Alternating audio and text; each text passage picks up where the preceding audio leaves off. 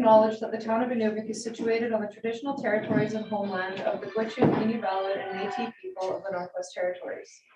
We are grateful to these Indigenous groups of the NWT for allowing us the opportunity to learn, work, and live on their lands. We are also deeply grateful for the generous sharing of traditional knowledge, wisdom, and ways of knowing, being, and doing with the residents of our town. We commit to honoring paths towards self-determination.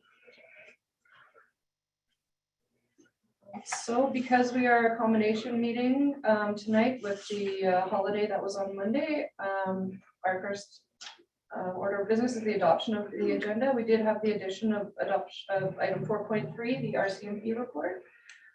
With that addition, I'll look for a mover of the agenda, please. Moved by Councillor Devlin and a seconder, moved by Councillor Alexis. All in favor? So moved, thank you. On to item number 3, declaration of conflict of interest or pecuniary interest. Do we have any this evening? Seeing none. Thank you. On to number 4, delegations, presentations, or petitions. Item 4.1 is a presentation that I am proud to make on behalf of the Northwest Territories Association of Communities. We have both Martha and Winston Moses here as well as their daughter Heather. This award was presented on September 17th at the banquet of the NWTAC conference and AGM. And the words that I'm going to read now are the words that were read by both Mayor Alty of Yellowknife and Mayor Candace Jameson from Hay River. And so it might sound a little out of context because it was for that night, but the words I think will resonate with the folks in the room. So our next award of the night goes to another individual who unfortunately passed away this year at the young age of 45. Our association remembers Alfred as Minister of Education, Culture and Employment, Health and Social Services, MACA, Minister responsible for NWT Housing Corp, Worker Safety and Compensation Commission, Homelessness, and Youth. We also remember him as the member of the Legislative Assembly for Inuvik and Councillor Alfred Moses with the town of the many roles and titles that gave our association the honor of working with Mr. Moses. During his time in government, Alfred Moses helped pass anti-bullying legislation, implemented emergency 911 lines across the territory, and assisted in bringing about the pre-kindergarten program. Mr. Moses was not just about his community or his riding. He wanted the best for every community in the NWT and showed that with the passion he did in his job.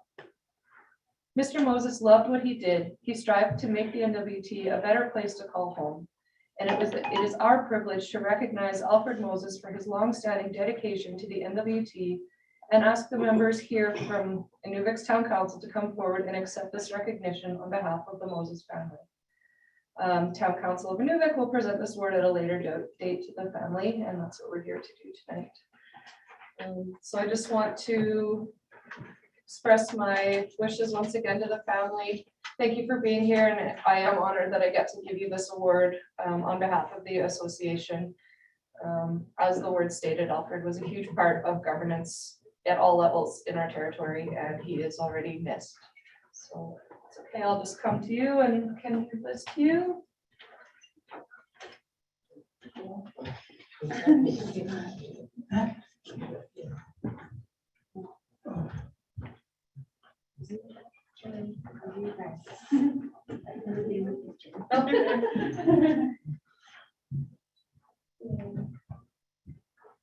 Look at my camera. There you go. Look, Mom. Do you think so? There you go. Thank you very much. You're free to go if you like. Okay, thank you.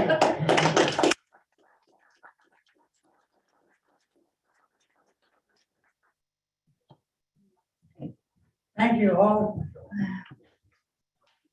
Watch, step right here. Yeah. You step up and Thank you. Thank you. thank you. Thank you. Have a Good night.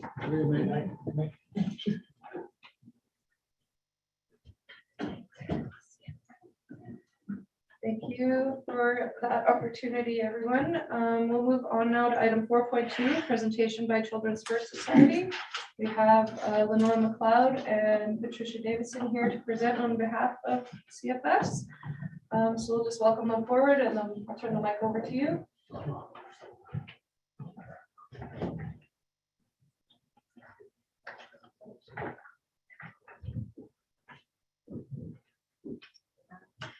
Good evening, Council. My name is Lenore McLeod and I am one of the co-chairs for the Children's First Society. With me tonight is Patricia Davidson, our Executive Director. Since our last update to Mayor and Council, a few things have happened. We are happy to say that the Children's First Society has begun hosting in-house community events through our outreach program. As COVID restrictions have been lifted, we look to begin our planning of our annual gala and other community events. Additionally, on September 28th, the Society held their annual general meeting and a new board was acclaimed. Co-chairs are myself, Lenore McLeod, and Nadine Wagner, and directors are Leanne William-Jones, Nancy Walzak, Jasmine Brewster, Candice Layton, Arlene DeBastian, Lisa Keegan-Drennan, and Janessa Burke. At this time, we would like to invite Town Council to appoint a representative to our board. Previously, the council appointed Eric Whitworth to our board, and he provided invaluable support and recommendations that helped our board overcome challenges, which helped us make better decisions to ensure we continue to help children achieve their greatness. In addition to a town council representative, we have reached out to our local Indigenous governments, the Gwich'in and Inuvik, and invited them to appoint a representative to our board. We believe this is just another step towards building and maintaining relationships and partnerships within our community. And I will pass it on to Patricia to speak to the operations. Good evening, everyone. As most of you know, the Children First Center opened in 2013 after many years of hard work by our volunteers, community members, and local businesses. The center has spaces for 127 children and 6 programs. We have an infant room, 2 preschool rooms, a JK program, a school age room, and the Gwich'in language immersion program.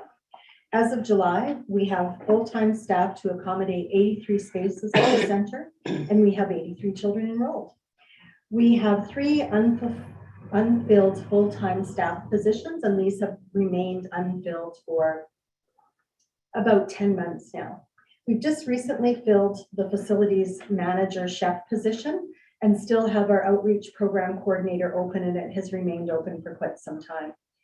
We have a wait list of about 40 children currently.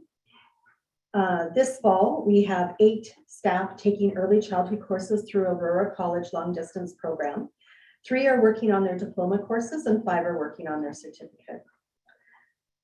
COVID, of course, took a toll on the mental wellness of the staff. It was a series of unknowns, delivering programs without some of our vital strategies available, such as sensory play, which we live and breathe in the center. There was lots of physical distancing, which if you ever tried that with a 2-year-old, it's near impossible. We had enhanced disinfecting that limited social dramatic play, and materials were, and it was a challenge that the staff fully embraced. We've seen no mandatory closure since July of 2022, and January of 2022, and minimum positive tests throughout the center since then. Our community outreach program has started offering a combination of in-house and outreach and in-house and in-community activities. We've had Kids in the Kitchen, STEM programs in-house in July. Both were well attended. We had a number of summer job positions that allowed the program extra support to be active and offer a variety of weekly sessions. We have about 200 families on our outreach program list that participate in the programs on a regular basis. Our scholarship program began in late 2019 to help give back to the community. The program is there to help families with young children access the programs at the center who could otherwise not afford the current program fees. To date, we've had about 6 families enrolled in our scholarship program, which provided benefits to approximately 8 children. The scholarship program opens when there's space available within the programs. So currently, we're not accepting applications for the program because we're just too full and with too large of a wait list. So on to partnerships. Our on the land activities. This year we have had 4 sessions of on the land day camps. Each had 3 groups of children go out for the day on each session. The program is a play-based emergent curriculum that has had much success. The children are observing traditional skills from the elders and traditional knowledge holders. They then have opportunity to practice the skills in their play and interactions with their peers and families. All the families spoke of how the children came back with more confidence and skill. The children had stories to tell and knowledge to share. This ripple effect is going out into the community. As the children are using the skills in their lives, the elders here see them using the skills and talking about their experience. The elders interact with them more because they have a common interest in on the land activities. The Gwich'in Tribal Council's Gwich'in Language Immersion Program. In the summer of 2021, we graduated our first cohort of Gwich'in preschool speakers. There was great success with this partnership program. Both GTC and the Make Way Foundation contribute to the success of the Gwich'in Language Immersion Program. The second cohort of 8 children started from about 18 months of age. Using what we learned in the first session, we have strengthened the program and give the children a rich language and cultural experience. The children are well on their way to a solid Gwich'in language base, speaking phrases throughout their day and in their own play. Aboriginal Head Start. The Children's First Society continues a lease agreement with the Inuvik Regional Corporation for the Aboriginal Head Start program. Not only does the Aboriginal Head Start program occupy a program room and office, they have access to our nutrition program, all materials and equipment, as well as some on the land experiences. Onto funding sources, the GNWT. In December of 2021, the GNWT and the federal government announced that they had come to an agreement for universal child care in the NWT. In March of 2022, the GNWT officially rolled out the child care fee reduction subsidy. With the rollout of the subsidy, our board of directors and executive director have worked hard to provide feedback to the GNWT on the subsidy program, highlighting the timing and the rollout of the entire subsidy program. As one of the largest childcare centers in the Mackenzie Delta, we feel that the subsidy program was rushed and not thought out thoroughly. When speaking with GNWT, we noted that while reducing fees is important to ensure families have access, we also need to ensure our staff are compensated fairly. When early childhood development employees are compensated fairly, we can ensure our centers can stay open with educated and qualified staff. Right now, we are in competition with the school and other government and municipal job opportunities because they can afford to pay more and offer benefits. Our struggle is that the GNWT did not accurately implement the information gained from consultation with the early learning and childcare sector when planning the universal childcare plan. When the GNWT and federal government announced their agreement, the early childcare centers around the NWT were optimistic and believed that centers and staff would see an increase in revenue for operational, program, and staff retention. However, families who are currently enrolled have seen the benefit of reduced fees and nothing else. Unfortunately, even with the amount of funding available to open up more spaces, there are still constraints. Staffing the space is the biggest challenge. Other restrictions include building requirements, land space, time and resources, all need to be resolved to accept new families. And then in closing, we would like to thank you for your time this evening, and we would like to note, should Town Council or the Town of Inuvik staff have any questions or concerns, please do not hesitate to contact Patricia or our co-chairs, myself and Nadine Wagner. Thank you. Well, thank you very much for the presentation. I think I can say on behalf of council that we really appreciate the updates. They're quite thorough, and I think they give us a good idea of what's happening over at the center. That being said, were there any questions from council this evening? Councilor Merrill. Are you actually seeing less money because of universal childcare? No.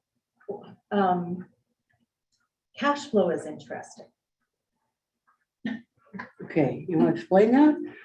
So the center reports on the attendance of the children registered or the registration of the children. And then the GNWT processes that and then makes payment. The hope is that funds would flow to us within 7 days of the first of the month. I think last month it came on the 3rd or beginning of the 4th week, somewhere around in there. So it makes cash flow interesting because typically parents would pay on the 1st of the month and you would know the funds you have and you would utilize them accordingly throughout the month. When funds are coming in and you're not sure when they're going to show up, it makes managing things a little more interesting. Thank you. Thank you. Any further questions? Seeing none, thank you very much for the presentation. Appreciate you being here. Thank you.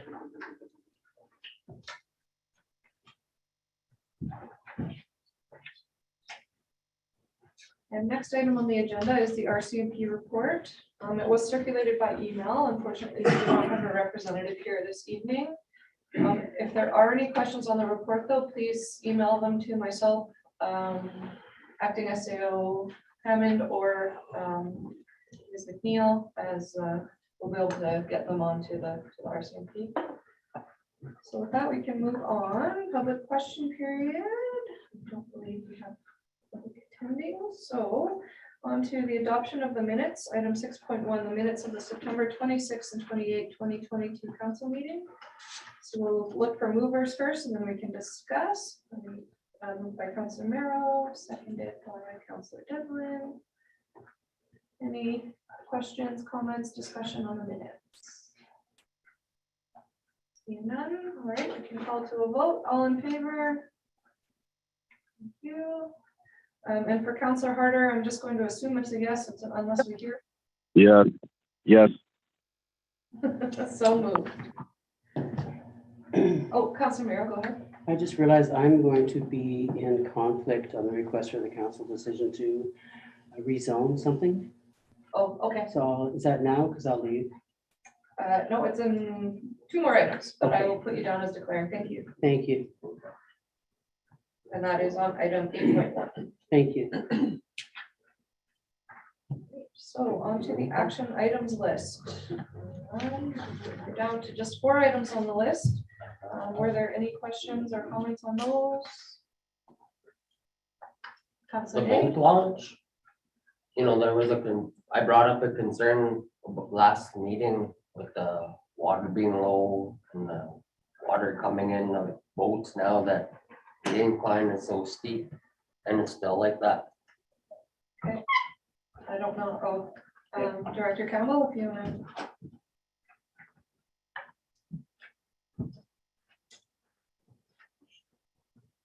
Odds are it's gonna stay like that. We have to, if you want to do work in the water line, you have to have the water board approval and a plan, engineered plan, so. When we put the pavement in, we knew that it was going to be steep where it was, but they, I guess, a commitment we made back then. Times changed, right? The water level and everything, I mean, I'm not sure how to go about fixing it without going through the water board, and that's what's gotta be done. We can't just put fill into the river. Yeah. We would end up getting severely fined and reprimanded, and it's all part of our water license, so. Thank you, Director Campbell. I think like if something like that is something that council really wants to pursue, then of course at budget time, again, that's when that discussion would come up, because of course that won't be inexpensive either. So. Anything further on the action items list? None. All right, now we can move on to item 8.1. So we'll just give Councilor Miro a moment to leave the room.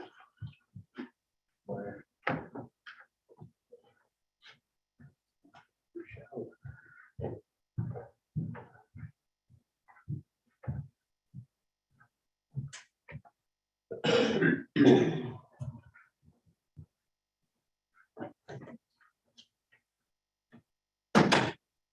you. Director Campbell, I'm not sure if you want to come forward in case there's any questions on this item as it's from your department. So it is an amendment to the zoning bylaw. I guess we need to put first reading on the table and then we can discuss it. So recommendation would be that Inuvik Town Council hereby gives first reading to bylaw 2500 P and D 16, a bylaw to amend the community plan 2583 P and D 15. May I have a mover, please? By Councillor Gowans and seconded by Councillor Devlin. So the item is on the table. If you'd like to discuss, are there any questions? If I can just ask a question, it sounds from the reading like they're exactly asking for exactly what they had before. They had a duplex on that property before and it burnt down. It was Okay. removed and they're asking to put another duplex in on it. So just, sorry, one more, like, wouldn't the plan have been changed back then when they built the duplex? Or each time you build, you have to get the new? Back when those houses were originally put in there, housing would just put them in and worry about changes later type thing. Okay, I think it on the map, you will see that there's the one part of it is zoned R2, but the part where they're asking to change was R1. But there's individual houses in the R2 too, eh? So it was never done correctly in the beginning, I guess. are there other questions from council? Councillor Gowans? What kind of housing is it gonna be? Private, public, staff? Director Campbell? I'm sure it's to replace what was in there. They have more of a need for that type of housing now, so I think they would like to replace it because they're getting away from those bigger homes that they had around town. Which is what would be considered public housing. Yes, right? public housing, Okay. yeah. Thank you. Anything further? Seeing none. All right, so with that conversation wrapped, we can call to a vote. All in favor? So moved. Thank you. Councilor Devlin, could you please turn back?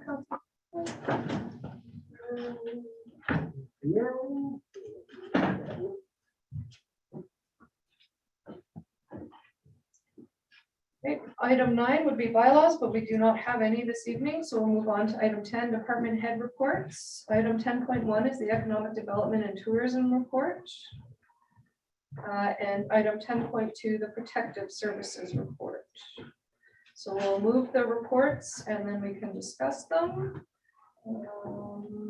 So may I have a mover to accept the 2 reports, please? Moved by Councillor Alexis. And seconded by Councillor Devlin. Conversation, question, discussion on first the economic development and tourism report. Councillor Devlin. Thank you. I prepared a little thing here, so I'll be reading it through, just so I don't go off kilter here at all. For at least the last 15 years, the town's been trying to position itself as the premier conference destination in the Western Arctic. And I know this. At one time, both tourism and conferences were under my direction. And I used to go to shows to promote Inuvik. I remember talking with the Funeral Directors Association of Canada, the Canadian Florist Union, and even the rather exciting Insurance Underwriters of Canada Association, trying to convince them to come up here, to bring their members up here. But to no avail. I think the blunt reality is that without a minimum of $5 to $10 million investment in retrograde of our flagship facilities, the MSC, we'll never achieve that, despite our best efforts and intentions. Unless we are prepared to make that sort of investment I suggest that 15 years of telling the emperor that he has nice clothes on has to end. Chasing this conference dream. You know, when I attended FCM this year, one thing really stood out to me. Nobody knew where Inuvik was, who we were, or even cared one iota about us. We aren't special. We were just one other Canadian town among thousands offering conference facilities next to an iconic Canadian scene of nature. You know, but we aren't. We aren't. We're Inuvik. We are the only town in Canada's Arctic. We're it. And gosh doodly gook, we need to leverage that. Not for conferences, but for product development. You know, if it can make it here, it can make it anywhere. So it's really time to start thinking outside of the box when it comes to municipal economic development. You know, we create opportunities for local artisans to make a few $100 on the weekend, and that's certainly one form of assisting the local economy. But we really need to develop a pro-business environment that actively goes after outside business, industry, and investment. And that's what we need for our 5, 10, and 20-year plan. You know, I mean, have any of the large restaurant groups in Canada, have any of them ever been approached to set up an eatery here in Inuvik? Do they even know we have a market?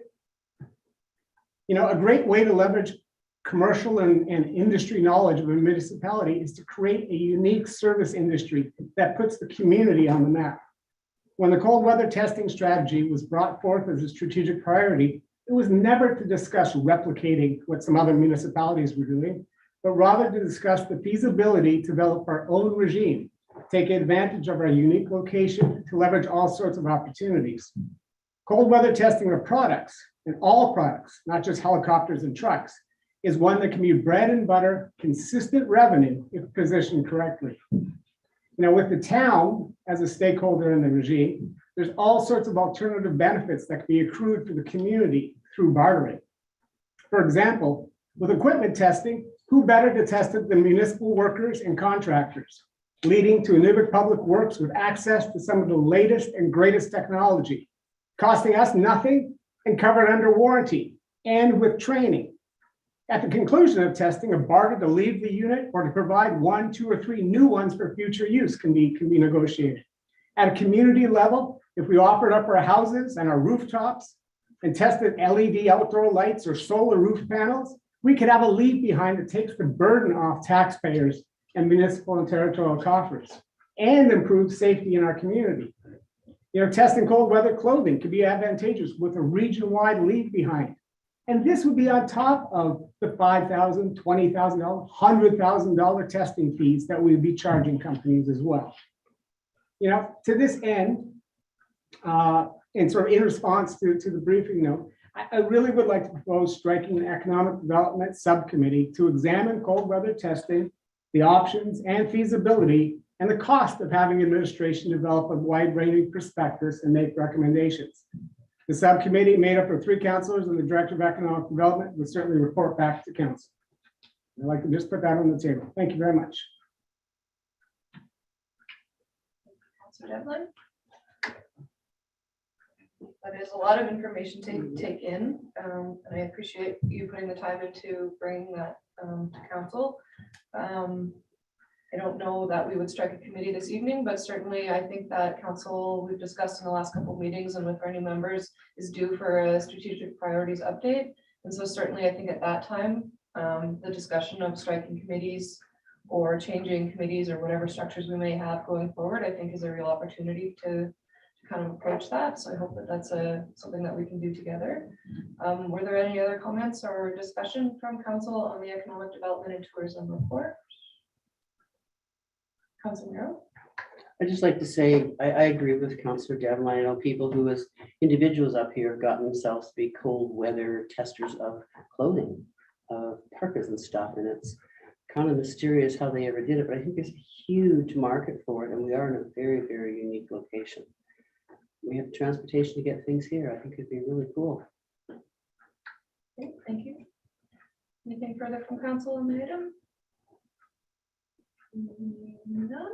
All right, we can move on to the protective services report. Is there any questions or discussion on this item?